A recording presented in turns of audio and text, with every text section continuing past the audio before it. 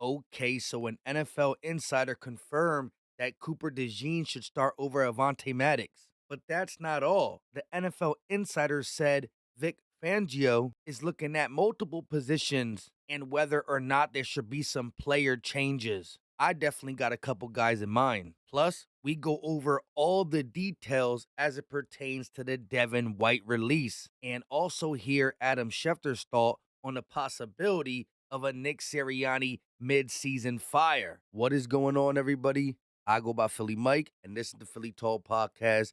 Do your boy a favor, hit the like, subscribe to the channel, and turn on that notification bell so you don't miss the videos. So as we all know, yesterday evening, Adam Schefter reported that the Eagles are releasing former Pro Bowl linebacker Devin White.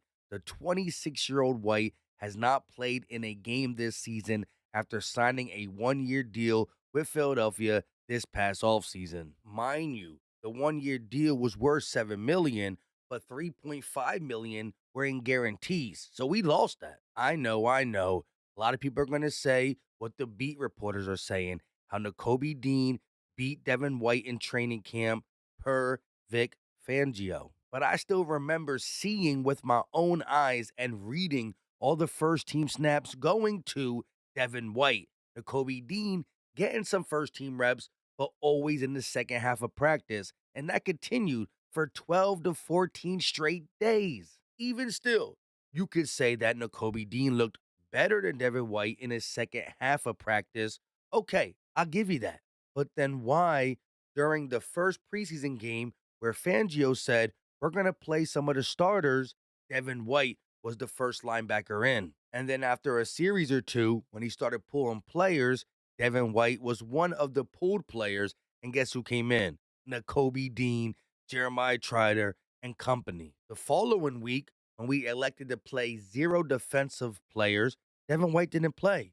Nakobe Dean and Jeremiah Trotter and other linebackers shared that responsibility. With that being said, I was confused about the situation then, and I am still confused. I didn't like the fact that he retweeted Levante David not only sacking, but forcing a key fumble in that game on Jalen Hurts. But it is what it is. Devin White came here, literally went on a podcast and said that the Eagles haven't had a linebacker like him in a while, never played, and is now released at 26 years old.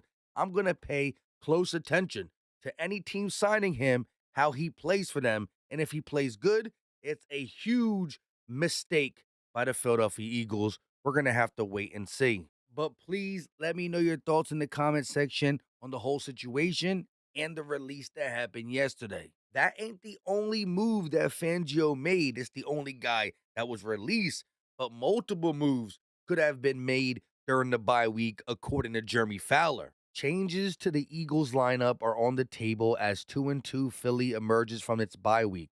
One position to watch, rookie Cooper DeJean taking over nickel corner duties from veteran Avonte Maddox.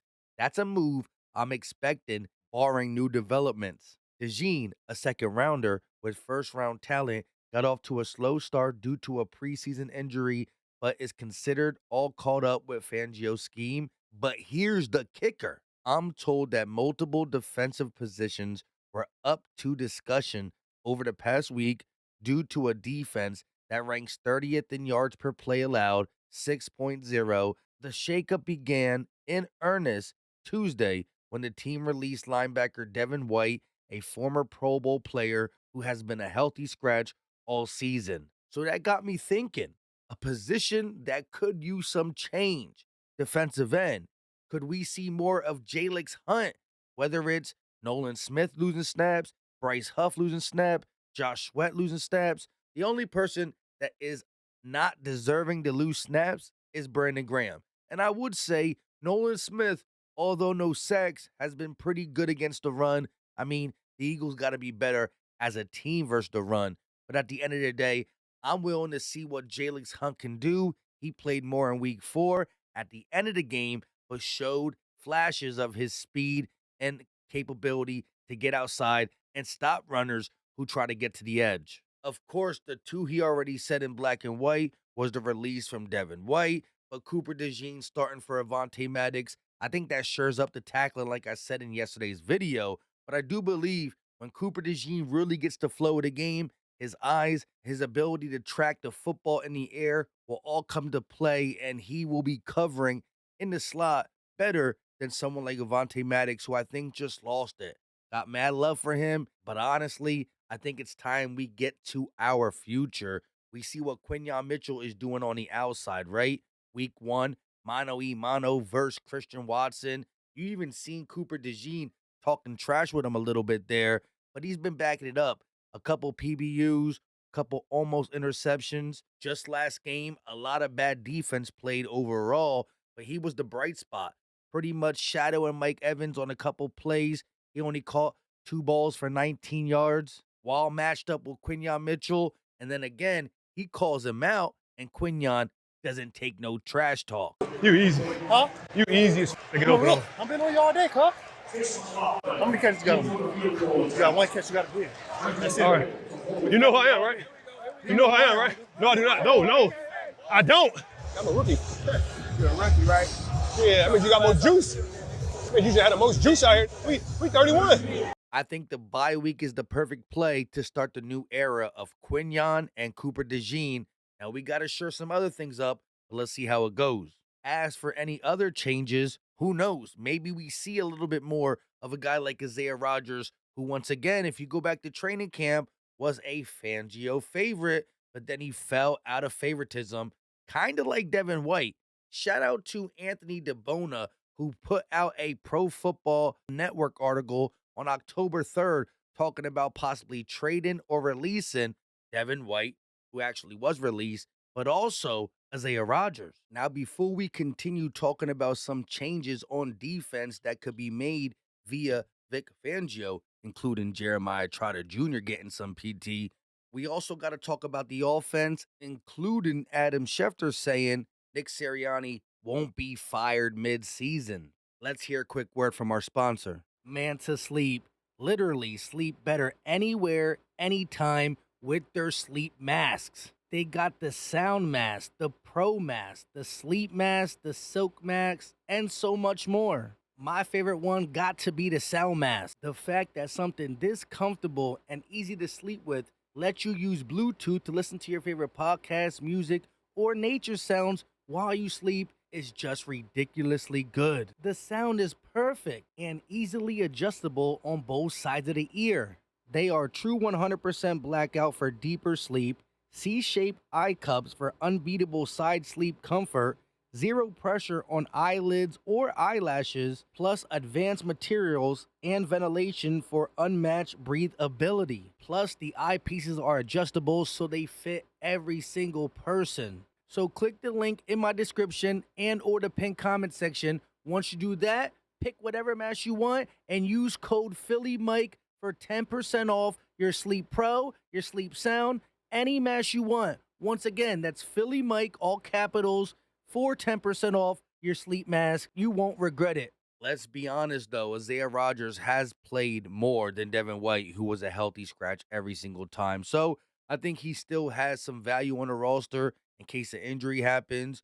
Who knows? Slay has been playing not up to par. I doubt that Fangio pulls him for Isiah Rodgers, but we did hear straight up that multiple defensive positions have been talked about. If y'all not going to play up to par, somebody else will.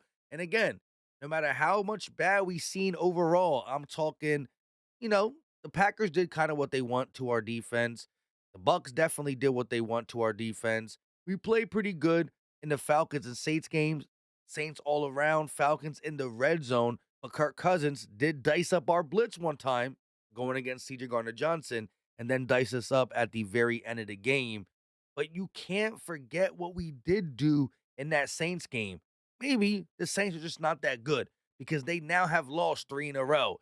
Fangio, a guy who's been in the league longer than I've been alive, needs to find the scheme, the adjustments to get this defense at least middle of the pack. And if the guys who are starting right now ain't going to get it done, you got to change something. Somebody else I could see getting PT because honestly, with the Devin White release, if a linebacker goes down, guess who the next linebacker up is? Number 54, Jeremiah Trotter Jr. Could we see even with no injuries. Some packages where Nakobe Dean comes off the field and Jeremiah Trotter goes on the field. I think Nakobe Dean is a good blitzer. I think Jeremiah Trotter Jr. is a better blitzer.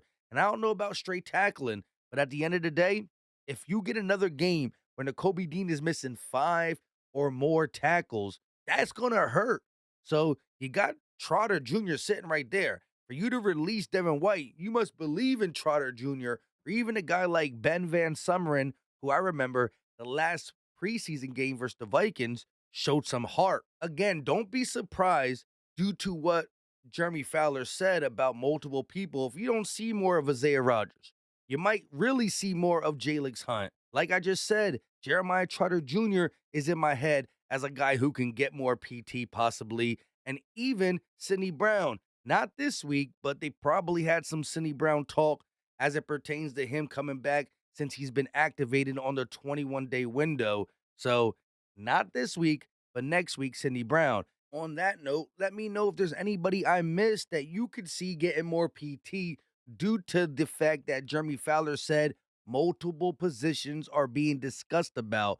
Let me know. Y'all know I love hearing from you. You also could be hearing all this defensive talk and asking me, what about the Eagles offense?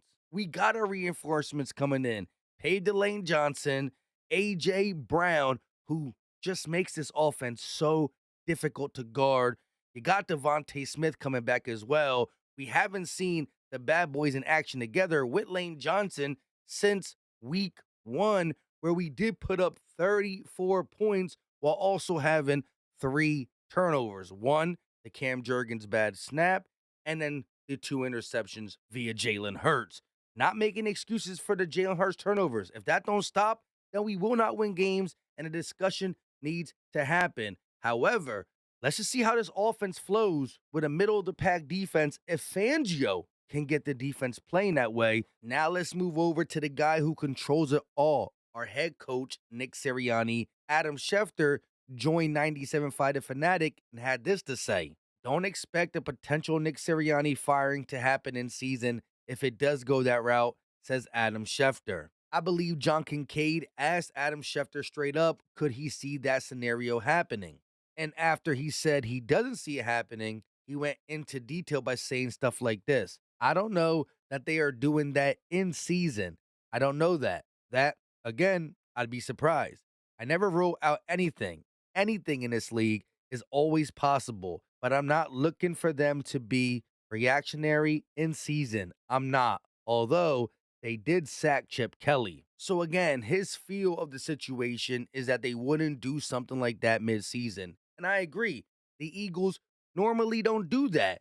But to have this high hopes coming into the season to possibly be 2-3. And again, when I said Nick Sirianni could be fired, like the Jets head coach Robert Saleh, that was all pending on the Eagles going to 2-3 after this week is over, which would mean losing to the 1-4 Browns. The way we get to under 500 is by a team who's way under 500 and has been playing horrible football all season. I'm talking about a team who hasn't scored more than 18 points. We only played 4 games. They have played 5 games and haven't got more than 18 points in a game. That would be, in my eyes, after everything that's translated last year and early this year, a fireable type offense. Now, some people say that by firing Nick Sirianni, it would be giving up on the NFL season. Not many intern head coaches go to the Super Bowl. I understand that. But the Bills were not good last year. When they fired their coach, they went on a huge win streak. And people can say, well, did they get to the Super Bowl? No. But do you know why? Because they can't get past Kansas City. It doesn't matter who's coaching that team. They're not going to beat Kansas City. And they actually only lost to them by, I think, like 3 points. And again, you would only do that if you are a full believer that Kellen Moore can offensively, if left alone, change this team, meaning get them on the right track with the offensive power we got. Saquon, Goddard, AJ, Devontae, good offensive line. If you think deep down it is Nick Sirianni holding us back, that's when you make this move. And again, this was all pending off a loss to the Cleveland Browns, which honestly, I don't see happening. Again, I would be a little upset if we win a dogfight against them, unless they just start playing good football. But at the end of the day, I see the Eagles winning this game and turning things around in the next month of football. We talked about it. Some easy teams: Browns, Giants, Jags, and Bengals. Not in them exact order, but we should go 4-0. You do that, and you once upon a time were 2-2. Now you're 6-2. Yes, we play bad teams, but at 6-2, I'm feeling good. Eventually play a good team and see how we fare against them. With all that being said, let me know your thoughts on how Adam Schefter worded it, how I'm wording it, and what you feel about the situation. And again, that is barring we lose to the Cleveland Browns, and also you believe that Kellen Moore can get it done. And then you get a whole year sample size as Kellen Moore is the head coach to know if you got to go find one or not. You might have one. I don't know. But again, I just want to beat the Browns. I want to put all the bad stuff behind us and start playing Eagles winning football. Because deep down, when it comes to the live play-by-play, which I will be live for the game, I go back into fan mode. Simply, we can do anything until I'm proven wrong. And this game would break my soul. With that being said, I go by Philly Mike. This is the Philly Talk Podcast.